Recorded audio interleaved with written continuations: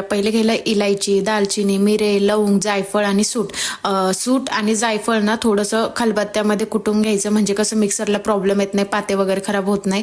त्यामुळे ते कुटून घेतलं ना, त्यानंतर पातळ तवा ठेवायचा आणि त्यामध्ये ना पहिले फक्त सूट आणि जायफळ थोडंसं हाताला चटका बसेल इतकं भाजून घ्यायचं. मग त्यानंतर इलायची, लवंग, मिरे, दालचिनी पण भाजून घ्यायचं.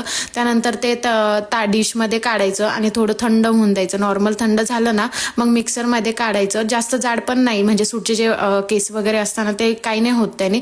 मग ते चाळून घ्या किंवा तसं ठेवलं तरी पण चालेल. त्याच्यामध्ये ना थोडी 1 वाटी साखर टाका, म्हणजे कसं नॉर्मल बारीक होईल ते. आणि मी स्टोअर करून ठेवलं, म्हणजे 1 महिनाभर पुरेल मला इतकं. मी तेवढं करून ठेवलं. 1 महिन्याच्या वर नाही करू शकत मी, कारण की उपवासाला जास्त कोणी यूज नाही करत. आणि शक्यतो आम्ही दुधाचा चहा करतो, पण म्हटलं चला आज असं करून बघू. 1 कप पाणीमध्ये मी टाकलं आणि 6 कप म्हणजे 1 कप पाणी टाकलं ना तर मग मी 5 कप दूध टाकलं, म्हणजे 6-7 जणांचा चहा होईल